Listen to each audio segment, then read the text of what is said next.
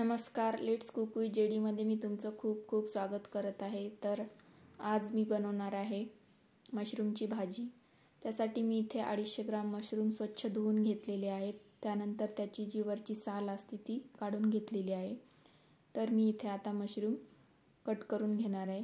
त्यासाठी मशरूमचा जो देठाकडचा भाग असतो तो थोडासा मी काढून टाकलेला आहे. त्यानंतर मशरूमचे असे पातळ पीस कट करून घेतलेले आहेत. तुम्हाला हवे असतील त्याप्रमाणे मशरूम कापून घेऊ शकता. तर बघू शकता मी अशा प्रमाणे मशरूम कट करून घेतलेले आहेत. तर इथे मी सगळे मशरूम कापून घेतलेले आहेत. बघू शकता किती छान दिसतायत.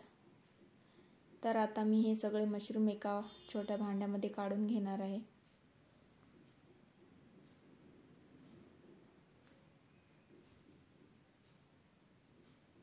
तर मशरूमवरती आपण थोडेसे मसाले टाकून शालो फ्राय करून घेणार आहोत. त्यासाठी मी इथे थोडीशी हळद टाकून घेत आहे. त्यानंतर मी इथे अर्धा चम्मच लाल मिरची पावडर टाकून घेत आहे. त्यानंतर अर्धा चम्मच धने पावडर आणि अर्धा चम्मच गरम मसाला व थोडंसं चवीपुरतं मीठ टाकून घेणार आहे.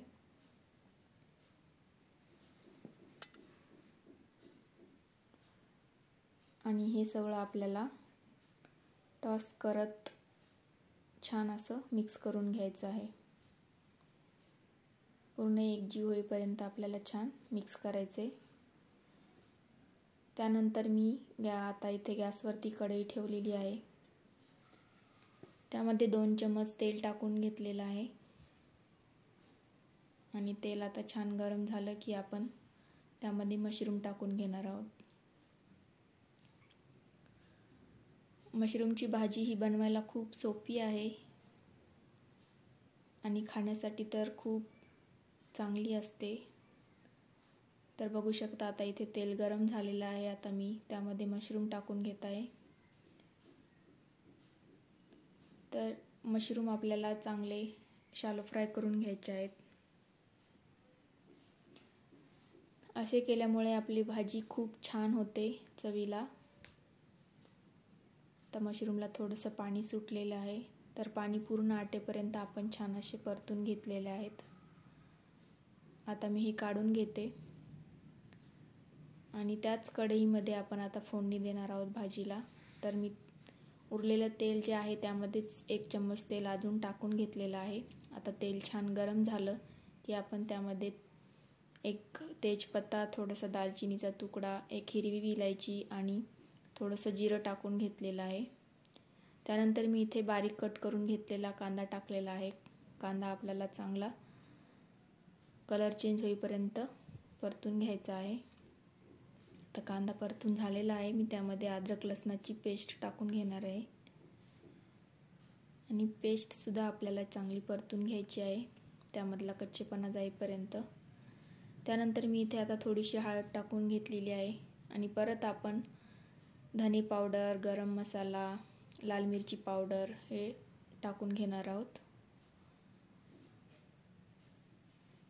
आणि छान मिक्स करून घ्यायचं आहे. तर मी यामध्ये थोडंसं काजूचं पावडर टाकून घेतलेलं आहे. 4 ते 5 काजू मी असे खिसणीवर खिसून घेतले होते ओबडधोबड, ते मी यामध्ये टाकून घेतलेले आहेत. आणि आता इथे मी गरम पाणी टाकून घेत आहे. थोडंसं पाणी टाकून आपल्याला मसाले छान शिजवून घ्यायचे आहेत तेल सुटेपर्यंत. तर बघू शकता छान तेल सुटलेलं आहे आता साईडने. तर आता आपण त्यामध्ये फ्राय करून घेतलेले मशरूम टाकणार आहोत आणि परत छान मिक्स करून घ्यायचं आहे. आता इथे तुम्ही गरजेनुसार पाणी टाकून घेऊ शकता किंवा तुम्हाला असेच हवे असतील तर असेही ठेवू शकता. मी इथे थोडंसं पाणी टाकून घेत आहे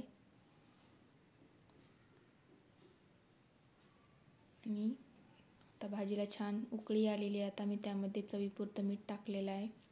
मीठ आपण सुरुवातीला सुद्धा टाकलं होतं, त्यानुसार इथे मीठ टाकायचं आहे. थोडीशी कसुरी मेथी टाकून घेतलेली आहे. यामुळे भाजीला खूप चांगली चव येते आणि सुगंध तर खूप छान येतो. त्यानंतर मी इथे बारीक कट केलेली कोथिंबीर टाकलेली आहे